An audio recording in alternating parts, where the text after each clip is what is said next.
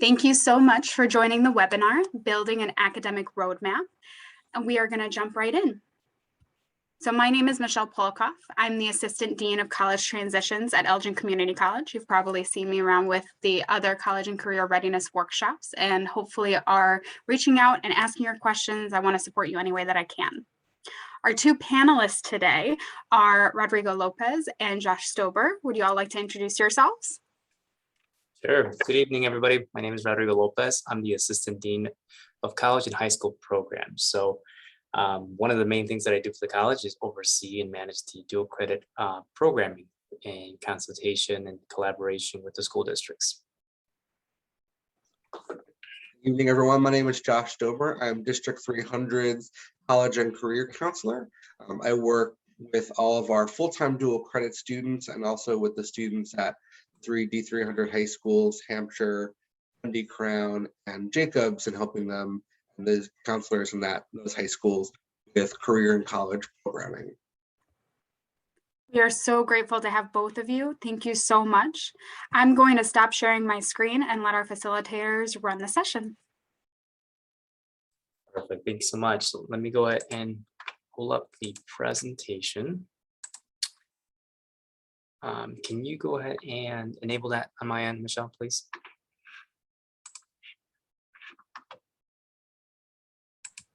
There you go. Got it. All right.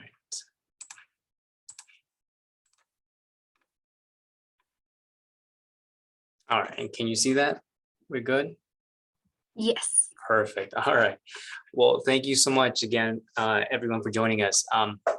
So we collaborate with Michelle and her team at ECC to do a little bit of prep, a little bit of talk about what you should be doing as a high school student, whether you're stepping into high school, whether you're a junior, you might even be a senior at this time and are just trying to get the best out of their last year in terms of your academics. So we call this session Building an Academic Roadmap. So it doesn't really matter where you're at in the process. This is all good information to learn and to put into use. So I want to thank Mr. Stover. And along the way, we'll probably share a little bit about our background. But first, again, a few things that you're going to hear us talk about today. You're going to be hearing us talk a lot about college and career readiness. So we're going to work to define that in the different throughout the different slides. Of course, we want to make sure that the advice we gave you and some of the tips as to what you're going to be learning about and how to make use of that is to ultimately help you be successful as a student, not only in your secondary career, but as you're stepping into post-secondary education. And I guess most importantly, how all this revolves back to your academic plan, the one that you are currently in, or the one you're continuing to build for the years coming for in the future. And we hope that ultimately what you do with this is make a plan or modify your plan that you have in place and maybe incorporate some new things into the mix. We've decided to go ahead and talk about this academic roadmap or academic planning in 5 specific steps, and we're going to go ahead and do that real quick. But I guess just a little bit more about each one of us, and I'll let Mr. Stover share a little bit about his background when he starts with step 1. But we both have worked in secondary and post-secondary education in multiple roles, helping students and families learn about the college admissions process and everything that is incorporated into learning how to identify programs of study, majors, institutions, and all the logistics that go into continuing your education beyond secondary, that is high school. So again, we have a lot of knowledge, a lot of experience, but I think more than anything, we enjoy helping students. Mr. Stover? So step 1 is thinking about choosing your destination and what that destination might be. I think far too often we get hung up on the idea of going to college, meaning going to a 4-year college. And in fact, there are so many options out there for you to choose from in thinking about what your destination might look like. That can absolutely be a 2-year, 4-year college experience. It could be a trade school. It could be entering the workforce, and that might be getting a certificate that you've earned while in high school. And a lot of the high schools in the Community College District 509 offer industry certifications in autos and welding and other areas where you may graduate ready to enter the workforce right away, earning a very successful wage. You may join an apprenticeship program through one of the trade unions and find that as a really successful way to be making some money right out of high school while also gaining skills that will allow you to get a long-term trade union position. And it may also mean entering the military. And entering the military could be a service academy, it could be enlisting, it could be doing an ROTC program while you're in a secondary education setting. There's a lot of choices you can think of, not just attending a four-year college or university when you're thinking about that choosing a destination piece. And that may change over time. Some students may start out the freshman year of high school thinking they're going to go to a four-year school and then realize that by the time they get to senior year, maybe not ready for a variety of reasons to go to a four-year school, or maybe their goals don't really translate to attending a four-year college or university. And instead, they'd like to go to a community college and earn an associate's degree or earn a certificate program that will help them achieve what their kind of longer term career goals are. I want you to think about a lot when you're thinking about this choosing a destination piece. So part of that is career exploration and awareness. That's making yourself aware of the careers that are available to you and not just necessarily the ones that we've heard of all of our lives, right? Being a doctor or a nurse, a lawyer, teacher, really thinking more about what are the different options within that. So I speak to a lot of students who think they want to be a doctor and realize that maybe blood isn't for them, or maybe really high level science and math courses are not up their alley. They want to work with people, they want to help people. So there are lots of choices that you can make that will help you be in a position and be in a career path where you can work with people directly, where you can help and support people. Maybe that's working in mental health support, becoming a psychologist or a social worker or a counselor. Maybe that's working behind the scenes and allowing the hospital or doctor's office to function and to run. We really became very aware of that during the pandemic, that there were so many folks who were making sure hospitals were still functioning during the pandemic who were not necessarily interacting with patients every day. And that can be absolutely a career path to explore. For a lot of students, it's just realizing I don't want to sit behind a desk. I want to be on my feet, or I want to be out in the field, and kind of becoming aware of the careers where that's possible. Second thing is thinking about the kind of credentials you will need to pursue that career. So certain things, you don't necessarily need anything other than a high school diploma and your own personal study. Other things you need certificate programs. So for example, to become a phlebotomist, which is the person who draws blood for blood tests in the doctor's office, that is a credential program you can earn at ECC. You maybe want to get a culinary degree, right? You don't necessarily need a culinary degree to work in a restaurant, but maybe you want to have that background so you can work in a higher end restaurant. You want to have a certain skill set within culinary. There are other careers where you need to earn a master's degree, right? If you want to be a teacher, inevitably you need to earn a master's degree. You need to get state certification to do that. So sort of being aware of what are the different credentials you need in order to achieve your particular career goal. Also want to think about the post-secondary institutions that you might be attending and the attached programs of study. So if you want to go into nursing, nursing admissions is very different than general college admissions. Looking at programs like engineering can be more competitive than other programs. So you want to know what are the variety of post-secondary institutions you can choose from and what are you going to be studying while you're there.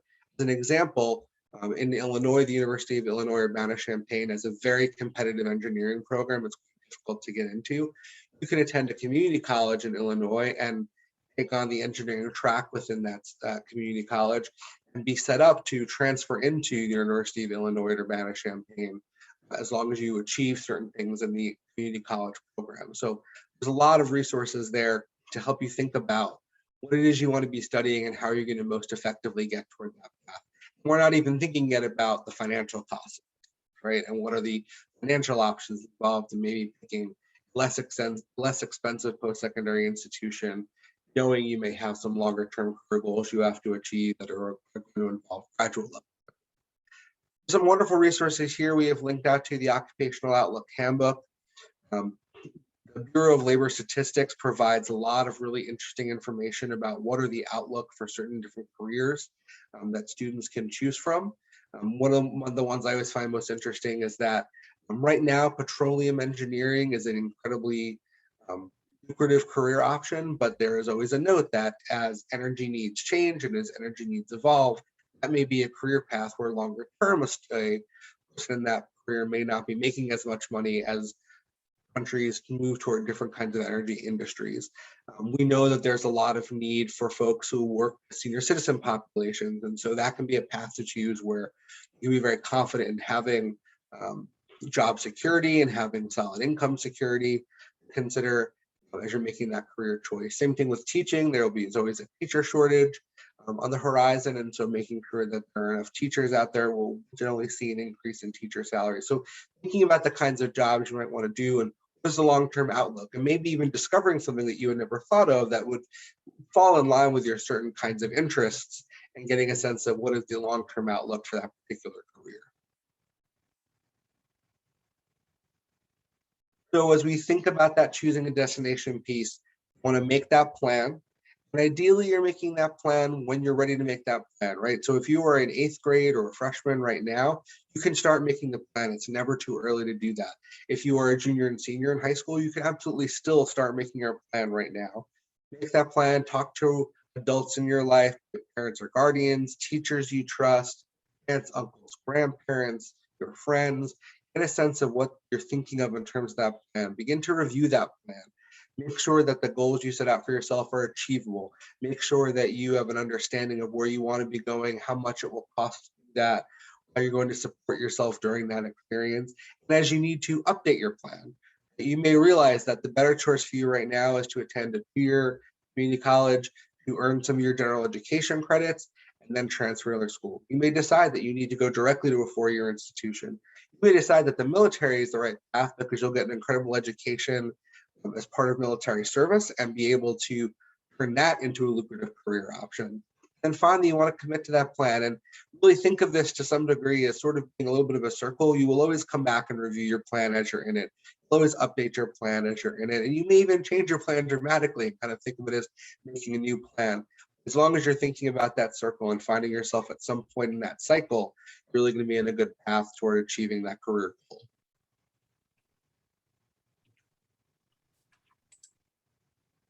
Perfect. So next, you might be thinking, so what should I be doing now, right? So what can I be doing as a high school student, as I'm stepping into in my last year as a senior, as all this conversations about college admissions applications, or as people are asking you what you're going to do next.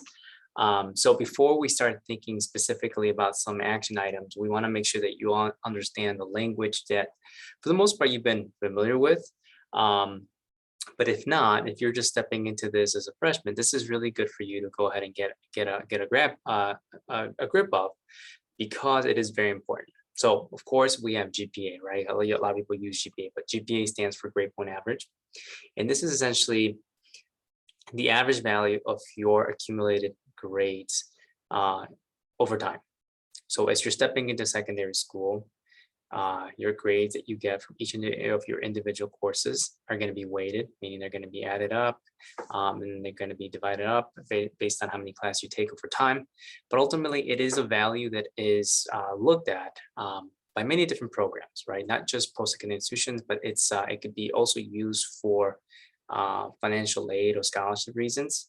Ultimately, it's a good measure of more or less how you've been doing academically in school. The GPA is oftentimes broken up into 2 different types of identifiers. So one is the unweighted GPA, which essentially it means that no matter what course you took, whether it was an advanced AP, advanced placement course, or an honors course, that particular class was given the same, value as just your regular English class that everybody takes. When the GPA is weighted, then those more advanced classes, meaning those more difficult courses, are going to be given a higher numerical value. And ultimately, when your GPA is averaged out, your weighted GPA should be higher than the unweighted. Depending on where you're looking to apply to, some schools will strictly just request the unweighted GPA. and some may want to see both. Regardless, it's good to know that there are oftentimes two different measures to take a look at how you've been doing in your courses. Quarter is oftentimes, in high school, we refer to this a lot, but it's the midpoint of a semester. But it's a good time to reflect, kind of take a pause, look how you've been doing towards that specific semester in time. So for example, we have at the college and higher education, we may not necessarily have quarters, but we definitely do have a midpoint in the semester. So think about it in very similar sense. The quarter is the midpoint of your fall semester. The end of the semester would be the second quarter. If you were to move on to the spring semester, meaning the academic year, you'll hit your third and ultimately your fourth quarter to accumulate 2 full semesters or 1 academic year. Your grades are going to be taken from your final semester grade, right? So even though in secondary school, you're going to get a progress report, you're going to get some assignment of grades at the quarter, the grade that is going to be accumulated for your classes is going to be taken from the final semester grade. High school requirements, again, we're going to kind of look at specifically kind of what some common requirements are for students in high school to ensure that they complete the requirements of the high school diploma. But these are obviously classes that you need to complete in order to be qualified to obtain your high school diploma. And as we say, graduate high school. So you can think about it in very general terms by disciplines, categories, or specific classes. And within each of these categories or disciplines, oftentimes there might be a couple options you can choose from to complete that particular high school graduation requirement.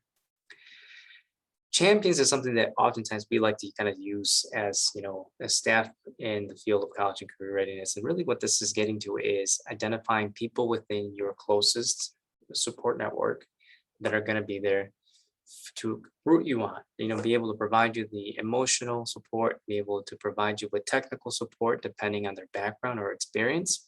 But you want to know who that particular group of people are. And you should be able to engage them early on and refer to them as best as possible throughout your academic career.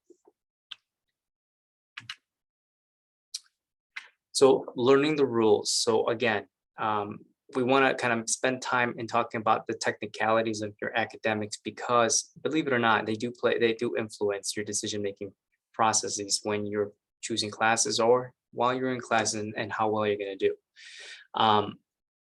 Your schedule obviously is provided to you, meaning that as you step into secondary school, you go through a course selection process, you identify classes. But ultimately, what that's going to do is going to provide you with your assignment, meaning, this is when this is where you'll be in first hour, second hour, third, fourth, fifth, and sixth, and so on and so forth, right? So it is very important that you take the time to kind of get acquainted with just the structure and logistics of having to follow a schedule in high school. Because ultimately, moving forward, whether you're stepping directly into a career or going into a post-secondary program, that level of structure and that level of experience and developmental learning is going to help you be as successful as possible, specifically with time management. One thing that we get asked a lot as students are stepping into, a higher level of schooling in high school is, what is it considered to be tardy? Well, that's just not being in class on time. And in high school, obviously, there's more stricter guidelines in terms of what happens when you're late to class. What are some of those common consequences? In post-secondary, tardy is more of kind of an informal way to say, you didn't make it in time, and I'm not going to essentially take time away from my own schedule to get you back on track, right? So again, kind of thinking about why is it very important to ensure that as you're practicing good time management and rely on your schedule and following through, the skills you're building in high school are going to pay off in post-secondary. School resources. So definitely, as Mr. Stover is one of them, your school counselors are by far one of the most highly valued resources in your buildings. They have a wealth of information, but they're also a key support system to help you not only through your academic planning, but everything that revolves around you being a successful student. So from time to time, they're going to be sending out communication as a building, as a district, or individually to you. And it's very important to be building that relationship early on. You want to be able to take the time to be prepared for conversations with your school counselor. You want to know exactly how and when you can approach your school counselor for help. The student code of conduct is very specific to your schooling in terms of what the expected norms and behaviors are for students in classes or in the building, not necessarily in the specific courses with the instructors, but oftentimes just as a student, as an enrolled student. And it varies. I mean, there is a wealth of information in terms of what is allowed and what is not allowed. But oftentimes there's a lot of information that you can find in student code of conduct that is helpful for references to students in terms of where to seek out specific specific help with specific situations. In secondary, just like in post-secondary, there is a student code of conduct. It more or less reads very similar, but obviously, as you can imagine, there is there's things that distinguish it from students who are much older, who are expected to behave at a more higher level of maturity than students in the secondary. But ultimately, the point of us sharing this with you now is for you to be aware of the fact that there is a student code of conduct that is very important for you to understand and follow along. Kind of picking up from social norms. This is something that, we just kind of like to toss out there, and it's very specific, right? Because, we know that stepping into a new level of education, into a new institution, can be ridden with anxiety. But just know that as you're stepping into high school with your schedule, and that is very strict and very specific, and you're practicing time management, you don't have to necessarily be prepared for every class at every hour, right? So that is why you want to make sure that you understand where you're headed to next, making sure that you're taking time for yourself to reorganize your thoughts, checking in with people in between if possible. But again, just knowing when you have those pockets of time throughout the academic day to ensure that you are taking time for yourself and kind of get regrouping as best as possible. All right, so now kind of some of the most important pieces to all of this, study skills, right? So with study skills, it doesn't really matter how far along you are in your education, because your study skills are always in need of reaching a lot higher level of efficiency. You could be a first year in college student, you could be a freshman in high school. We always preach that you should always be working to enhance these skills. And so one of the main pieces to all of this is making sure that you're taking the time to read. Read as much as possible. And we're not just referring to reading in terms of what is assigned to you per your faculty, your instructors in high school, your classes you're enrolled in. I mean, we're really saying making sure that you're taking the time on the weekends, at nights, as leisure reading, because it has been proven that high levels of reading comprehension are going to be one of the highest skills that students can take with them, right? That transferable skill into their classes. Always working on that is one of the things that we know to be true in terms of kind of ultimately what sets some students apart from others. With reading and taking the time to enhance those skills, one of the things you'll note is that by way of kind of practice, you'll learn how to take notes in class. Taking notes looks very different for almost everybody, but there's some mechanics, there's some foundations in terms of what is good note taking. And so we do provide some methods and some guidance here on how to get started if you think you need help with this, or if you're just curious to say, well, I believe I'm a good note taker, but I'm curious to see if I'm doing it, quote unquote, the right way. Again, really, this is more to say that we want to make sure that you're practicing it, and always looking to improve. Because again, what works for someone may not work for the other person. Technology, nowadays, we all rely on it. In fact, a lot of your classes are going to be using it to drive the course, to engage students in the class. And so we acknowledge that this generation is probably highly tech savvy, and that's great. But if you're not, just make sure that you are taking the time to engage with it and ask help along the way. And it could be very simple things such as, just learning a new software, learning how to log into a new, learning management system.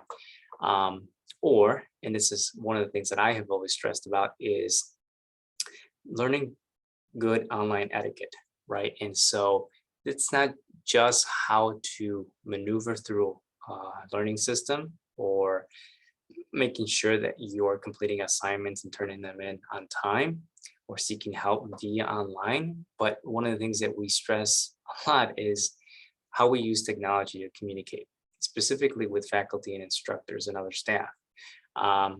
We practice good online etiquette via how to compose an email that is professional. And because a lot of those skills, again, you're going to be required, you can be expected to know how to do those types of things in higher education, if that's your route. But also, if you don't, and you're going to be stepping into the workforce, your employer is going to expect that of you as well.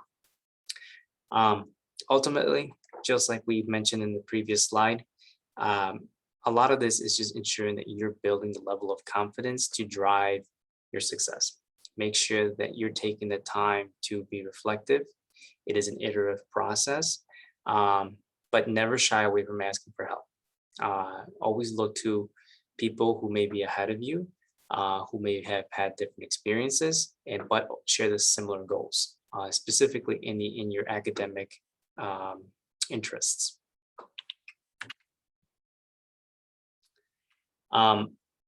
One specific piece that we do want to make note of now is in terms of how the testing. So we get asked a lot of questions about, standardized tests and how standardized testing plays into your academic plans or the future, and how those test scores are going to influence decisions in your life. So just know that standardized tests such as the PSAT, the SAT, the ACT are examinations that from time to time in your academic career, you're going to be asked to complete. You're always given a lot of prep, and you're always giving enough time to understand what the expectations of set exams are, more or less kind of how to ensure that you can be successful leading up to it, and everything along with the logistics of scheduling, when they're going to happen, and what, where to report to. But ultimately, just know that these standardized tests do take practice.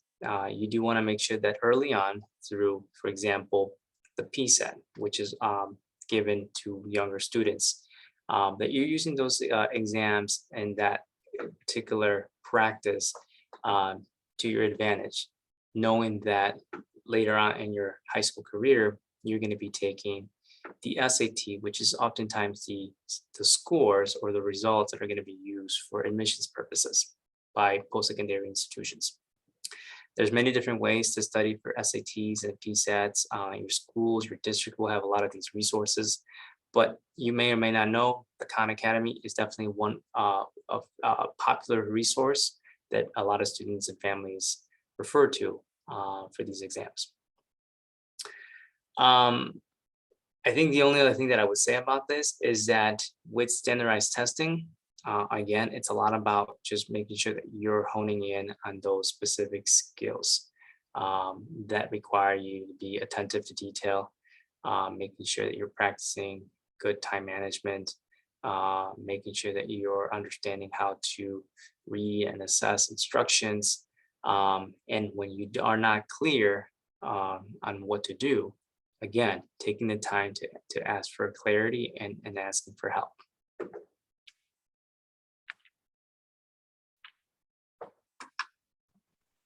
Also, one more thing about the SATs is that in the state of Illinois now, they are no longer required for our public universities. There's a new state law that was put into place.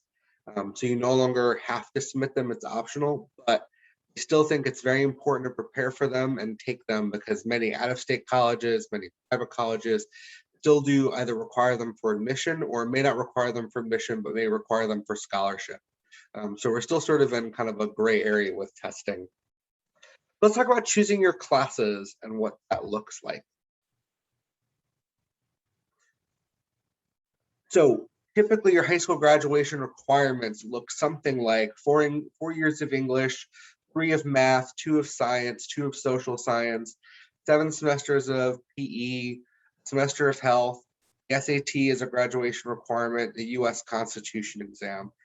And then there are, depending on the school you're applying to, other requirements for college admissions. The thing I think is important to remember here is one, this doesn't include any foreign language or any business courses or CTE courses that some schools might require, or arts courses that some schools might require.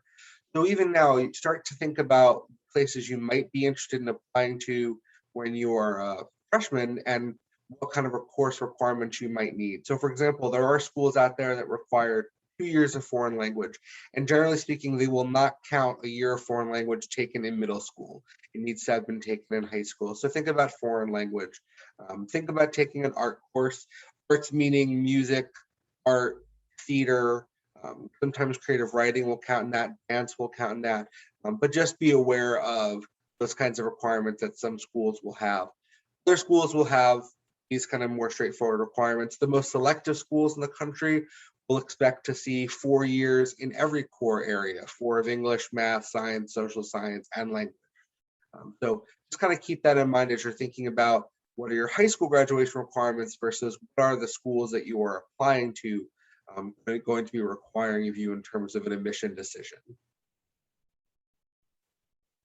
One of the really best ways to start preparing for college and the college classroom and that college experience is to think about engaging in some early college credit. There are 2 kinds to choose from. The first is dual credit, which has really been expanded greatly in all of our high schools in the last probably 5 to 10 years. These are organized programs that have agreements signed between school districts and Elgin Community College. Students take the courses either at ECC or in their high school building, and they simultaneously earn high school and college credit. This is different than taking a class at a college over the summer.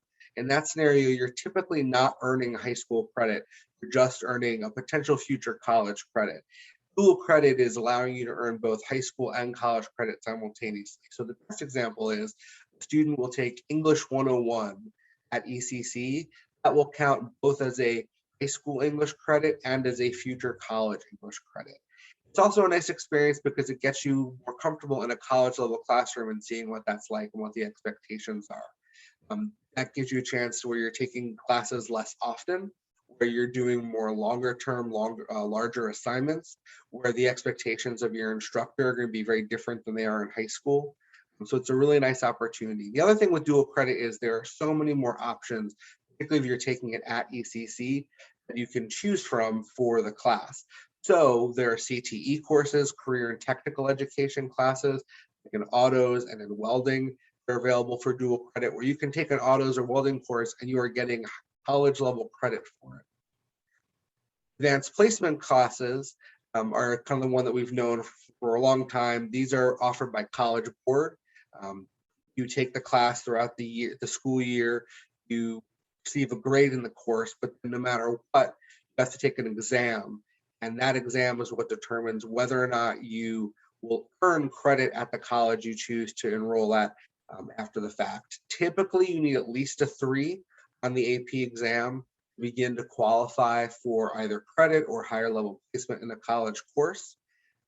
Some schools require a 4 or even a 5 in order to get that. So the really key difference here between dual credit and AP is that in dual credit, the grade you earn for the course is the grade you earn for the course, and it counts to transfer generally as long as it's a C or higher.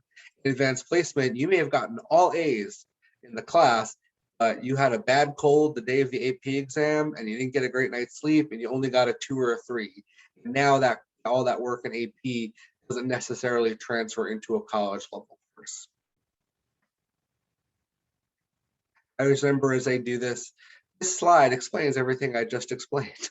The key thing to remember is that advanced placement courses can more commonly be taken in freshman and sophomore year. AP Human Geography is a pretty common one that can be taken during freshman year, whereas dual credit courses really typically don't start until 11th and 12th grade. AP courses, the requirements to take an AP course are really set by your high school. A teacher can decide to let you take an AP course even if you maybe struggled a little bit in the previous course leading up to it, whereas dual credit courses have certain requirements that have been ironed out between ECC and your high school. So there's certain entrance criteria, like you have to meet a certain GPA requirement in order to take the course, and there's really no negotiating, and it's just you have to earn that GPA, and that allows you to take that. Again, the really key piece here is that dual credit classes, as long as you earn a passing grade, will transfer, especially in Illinois, the college you inevitably choose to enroll in.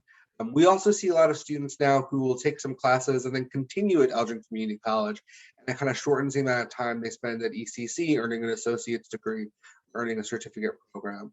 So not to downplay advanced placement, but really dual credit offers a lot more flexibility in what you can do with the credits that you've earned through dual credit.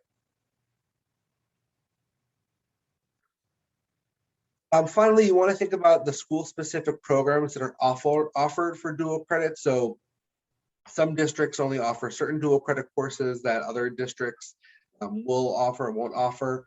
Sometimes you need to take a specific sequence in the course. For example, culinary has a very structured sequence because it's building on each other, similarly to autos. And even within some of the core academic areas, you may want to take English 101 first, then English 102, and then you can get to some higher level literature courses. You want to ask the questions, is the program offered only in one of the high schools? Meaning, is it at a certain high school in your district that you need to be attending in order to take that class because there's only a teacher at that high school who teaches that course? And can you start the program as early as the end of your freshman year going into sophomore year? Great questions to ask your school counselor or an assistant principal at your school to find out how the real specifics of dual credit work. And each district typically offers a dual credit handbook that really outlines for you all the specifics about dual credit within your particular high school and within your particular district.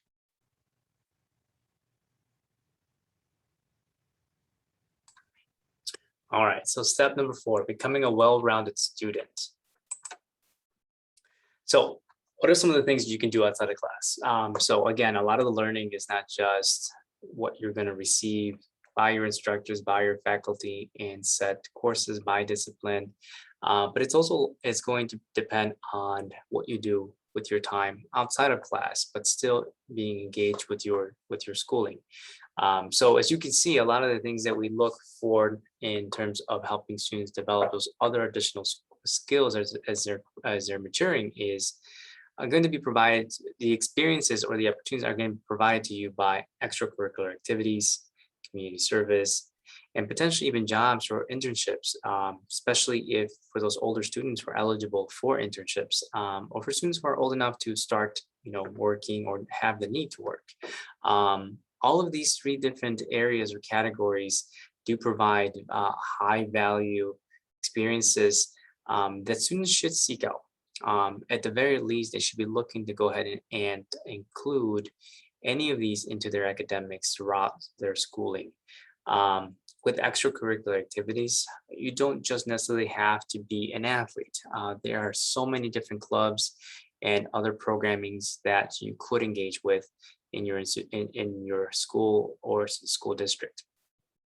Community service, oftentimes those opportunities are provided or made available by way of your high school, but oftentimes, a lot of students and families are very involved in their community in general. So seeking out those opportunities that speak to you, that are most interesting to you, are good to be able to go ahead and engage and contribute to because later on you'll be able to also articulate what you've learned from that, or take some of those transferable skills and apply to other parts of your academics in the future.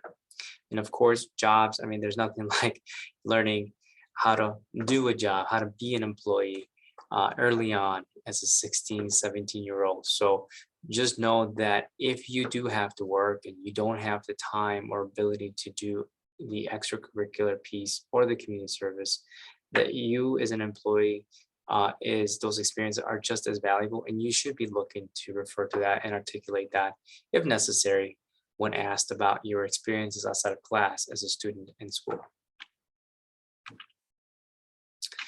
With that being said, one of the things we speak about is, kind of this forward-looking mentality. You're always looking to grow. You're always looking to learn. You're always looking to approach situations, new situations, whether they're difficult or just generally new, with an understanding that what you're out to gain through that experience is once again going to continue to build to your toolbox.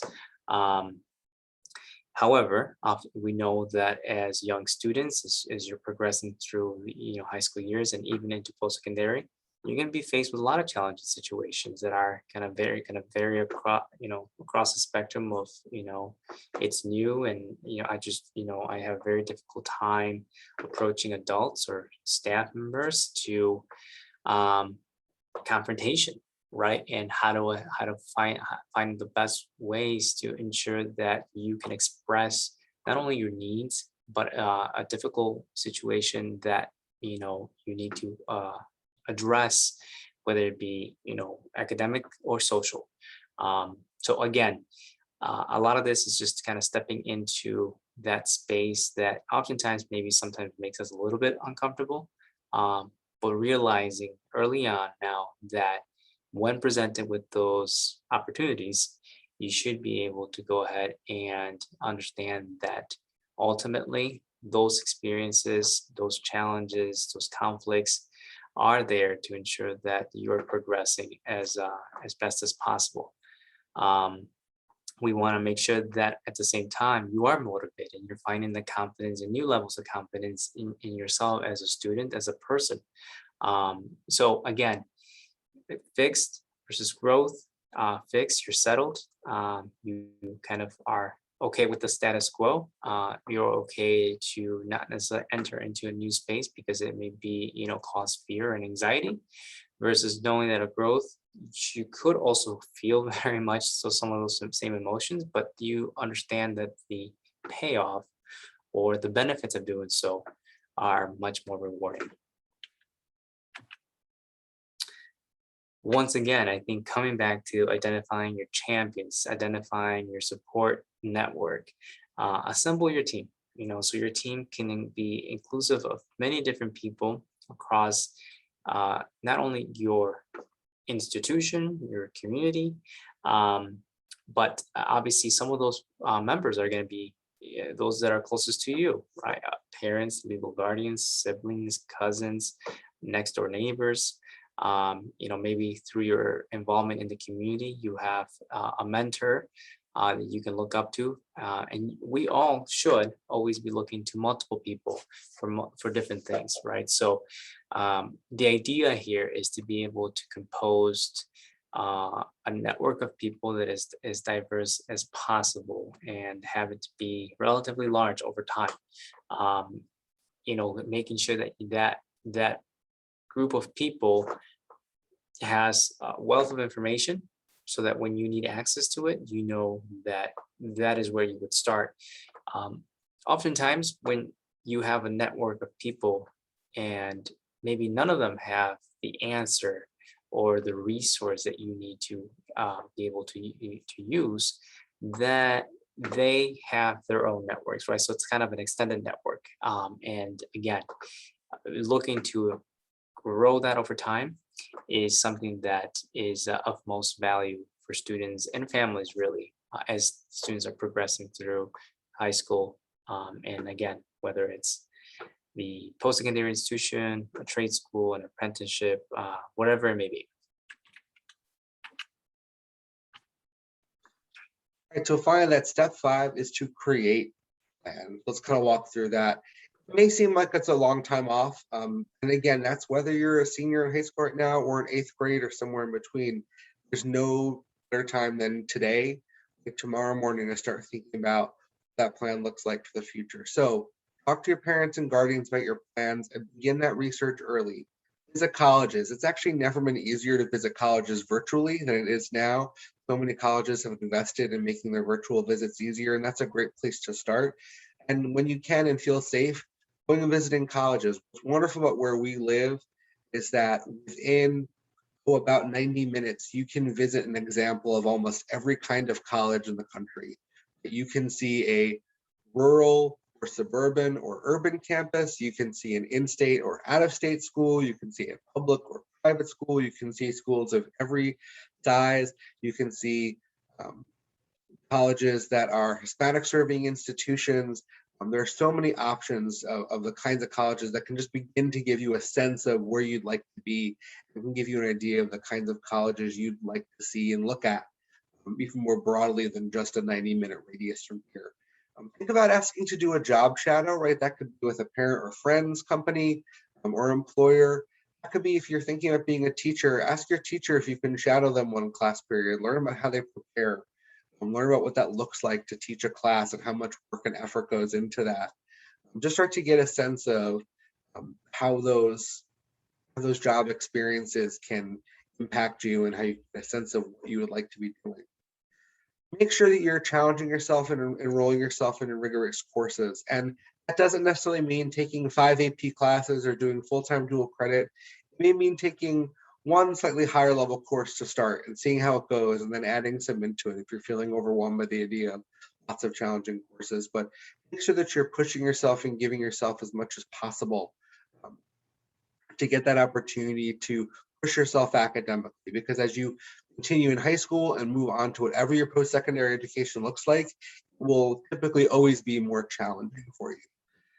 Continue to practice good study habits and get better at good study habits, right? Setting aside time to do work, making those difficult choices about balancing between activities you love to do, video games you like to play, TV shows you like to stream, and getting your homework done, right? Try getting your homework done on a Friday night and having the whole weekend free, right, to just enjoy yourself, or setting yourself up in a good place. And maybe it's not your bedroom to do your homework. Maybe you go to the local library. Maybe you go to a coffee shop. But think about where you study well, where you learn well. Join activities that interest you. When I was a college admissions counselor before I became a school counselor, we looked at a lot of students' activities. And the thing that always impressed me most was when a student was involved in an activity for a number of years, right? So maybe you didn't do 100 things, but you did 5 things that you really loved and you were passionate about, and you were part of them every year that you were in school, or for 3 years that you were in school. That really shows colleges your dedication. You can enjoy things, and activities are a great way to get to explore potential careers, to understand things that you like to do, that you love to do. Volunteer in your community. That can be volunteering with your religious organization. That can be volunteering with organizations that support different causes that you believe in. Really take that time, because again, volunteering an organization not only gives you exposure to potential careers, but also helps you meet and network with people, right? You may find someone in a volunteer position where they allow you to do a job shadow with them, or maybe they're going to write you a recommendation letter for college one day. It's a really useful opportunity to get out into the world and kind of see what things are like and see what you're passionate about. Set short and long-term goals, right? Be able to say to yourself, this semester, I'd like to improve my study habits. Long-term, I would like to be in a position where I'm eligible to take dual credit courses or take additional AP courses. Think long and short-term. Those short-term goals can help you build toward your long-term goals. Talk to your school counselor or other adults in your life about what kind of short-term goals they think would be useful for you in terms of achieving your long-term goals. And then finally, begin to prepare for the SAT or ACT. You will all take the SAT right now as part of your high school graduation requirements, since that's a requirement in the state of Illinois. So keep that in mind. Khan Academy, like Mr. Lopez mentioned, is a wonderful resource for free test prep. It's especially great about Khan Academy is when you take your PSAT in 9th grade or 10th grade, you're able to load that into Khan Academy, and it can specifically help you work on sections that you're struggling with. To say that you're really solid in algebra, the geometry section was more of a struggle for you, it'll give you more geometry questions to help you improve in that particular area. And same thing with the critical reading section of the SAT. So now we are happy to take any questions you might have. A couple folks just give us some great feedback in the comments, but if there are specific questions you have about anything we talked about or about things you'd like to get some feedback from us on, we're happy to help.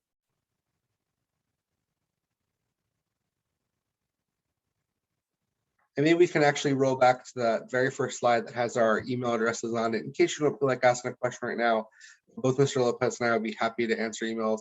Even if you aren't from District 300, happy to answer an email. If you have a question, I know Mr. Lopez feels the same way. He answers my students' questions all the time when they send him questions. Yeah, definitely. Don't be shy, reach out. We're here as a resource to the community.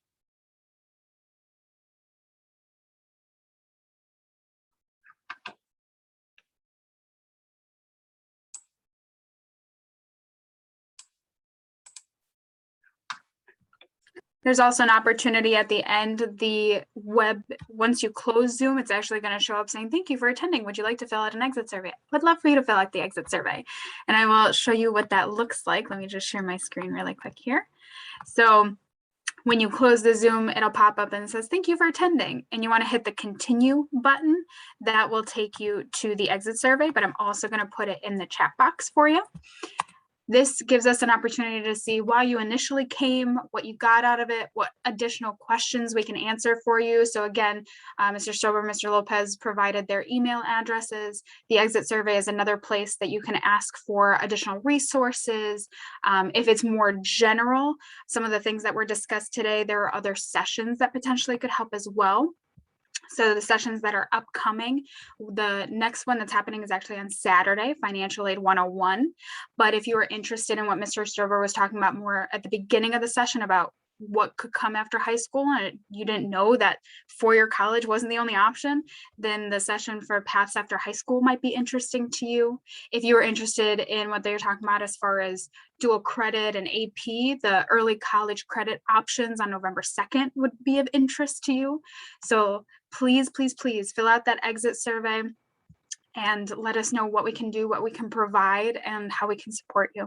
We'll stay to see if there are any questions that are upcoming, but if there's nothing else, thank you so much for your time and have a good rest of your night.